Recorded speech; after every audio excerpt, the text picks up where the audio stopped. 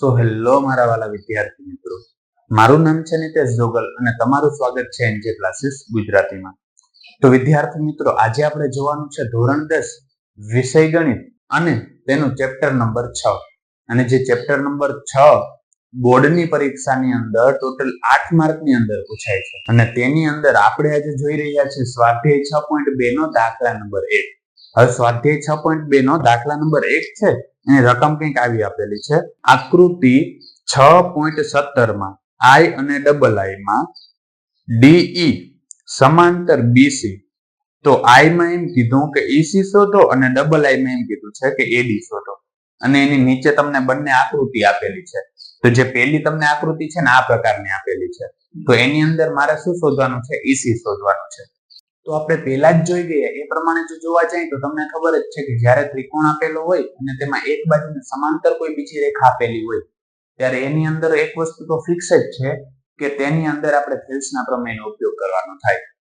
તો આની અંદર જો આપણે થેલ્સનો પ્રમેય એપ્લાય કરી તો થેલ્સનો પ્રમેય આપણે શું કહેવા માંગે છે? તો આપણે સૌપ્રથમ લખશું કે થેલ્સના પ્રમેય અનુસાર. તો થેલ્સનો પ્રમેય આની અંદર કેવી રીતનો એપ્લાય થઈ શકે? તો થશે AD ના છેદમાં શું આવે છે? DB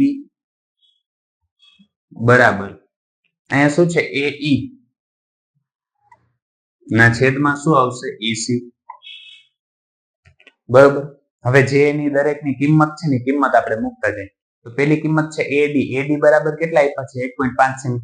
દરેકને યાદ રાખવાનું છે કે માપ તમને એક જ એકમમાં આપેલા છે ને, ક્યાંક તમને સેમીમાં ક્યાંક જો મીટરમાં આપેલા હોય તો એને તમારે પ્રોપર પેલા એક જ એકમની અંદર કન્વર્ટ કરવાનું. આમાં ત્રણે માપ મને સેમીની અંદર જ આપેલા છે એટલે મારે કોઈ એને કન્વર્ટ કરવાની જરૂર છે નહીં. એટલે સૌપ્રથમ હું શું કરી, તો AD બરાબર મને કેટલા આપ્યા છે? 1.5 એટલે અહીંયા મૂકી દઈશ 1.5 ના છેદમાં DB બરાબર કેટલા આપ્યા છે? 3 એટલે ત્યાં મૂકી દઉં છું 3 બરાબર AE બરાબર કેટલા આપ્યા છે? 1 અને EC મારે શોધવાના છે એટલે એને હું એમ રાખું છું. તો સૌપ્રથમ જે મને અહીંયા અંક આપેલા છે ને એને આપણે વ્યસ્ત કરી નાખીએ. બરાબર. તો અહીંયા હું કરી નાખું છું વ્યસ્ત કરી નાખું એટલે કંઈક આવું થશે. ઉપરનું પદ નીચે વહી જશે, નીચેનું પદ શું થશે? ઉપર થશે. એટલે અહીંયા લખીશ વ્યસ્ત લેતા. એટલે પેલા મને જે સંખ્યા આપેલી છે ને એનો હું વ્યસ્ત લઈ લઉં.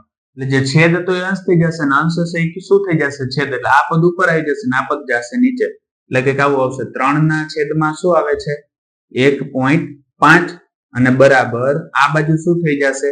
તો કે થશે EC ના છેદમાં 1. હવે EC ના છેદમાં 1 લખો કે ન લખો તો પણ ચાલે.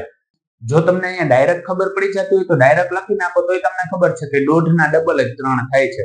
એટલે 1.5 દુ 3 થાય એમ કરી નાખો તોય હાલે. પણ જો છતાંય તમને માહિતીની ખબર ના પડે તો કંઈક આ પ્રકારે કરી નખાય કે અહીં અંશ અને છેદને 10 વડે ગુણતા. અંશ અને છેદને 10 વડે ગુણી નાખો એટલે શું આવશે? જે EC હતા એને એમને લખું, છેદમાં 1 લખવાની જરૂર નથી. 3 ને 10 વડે ગુણશો એટલે કેટલા થાય? 3 × 30 અને 1.5 ને 10 વડે ગુણશો એટલે કેટલા થશે? 15. 15 દુ કેટલા થાય? 30. એટલે EC બરાબર કેટલા મળે છે? 2 મળે છે. અને માપ મને સેમીમાં આપ્યા હતા એટલે EC બરાબર કેટલા મળે? 2 સેમી. આ EC ની કિંમત મને મળી ગઈ. હવે આપણે જોઈએ દાખલા નંબર 1 નો I. તો I ની અંદર મને કંઈક આ પ્રકારની આકૃતિ આપેલી છે અને આની અંદર મારે છે ને એવું આપેલું છે કે જ્યાં DE છે એ સમાંતર BC છે અને મારે શોધવાનું છે AD શોધવાનું છે. એટલે આ વસ્તુ શોધવાની છે. હવે તમને ખબર છે કોઈ પણ બાજુને સમાંતર બાજુ ગમે એની આવતી હોય ત્યાં આપણે કેનો ઉપયોગ કરી? થેલ્સના પ્રમેયનો ઉપયોગ કરી. એટલે હું અહીંયા લખું થેલ્સના પ્રમેય અનુસાર, અથવા તો આપણે લખીએ કે થેલ્સના પ્રમેય પરથી તો પણ હાલે. થેલ્સના પ્રમેય પરથી શું લખી શકીએ? AD ના છેદમાં શું લખી શકીએ? DB બરાબર અહીંયા શું લખી શકીએ? AE ના છેદમાં શું લખી શકીએ? EC.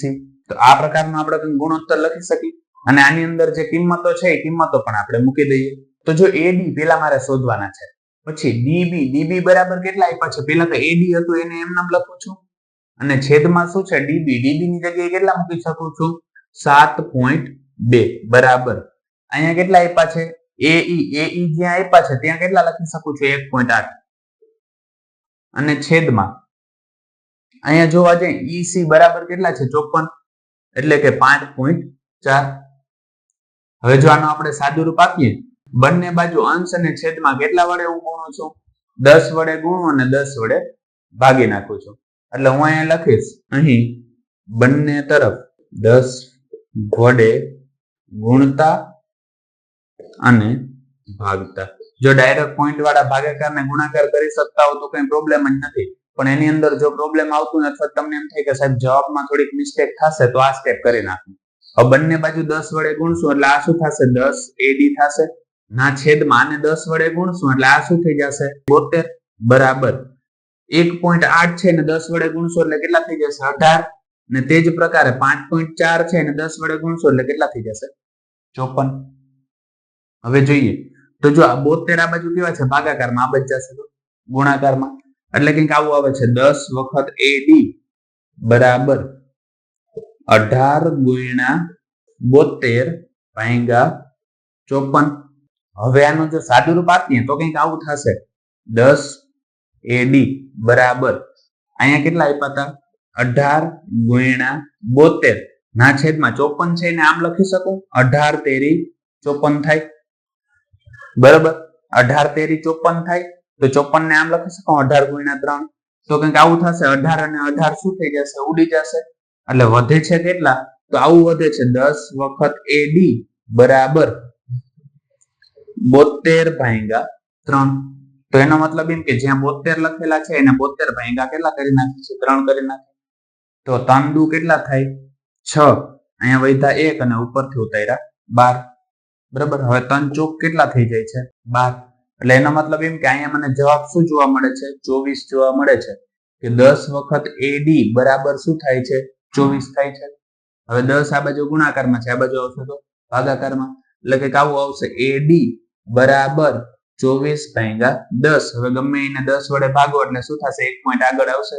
એટલે કંઈક આવું થશે AD બરાબર 2.4 અને માપ તમને કેમાં આપ્યા હતા? સેમીમાં આપ્યા હતા એટલે શું થશે? સેમી.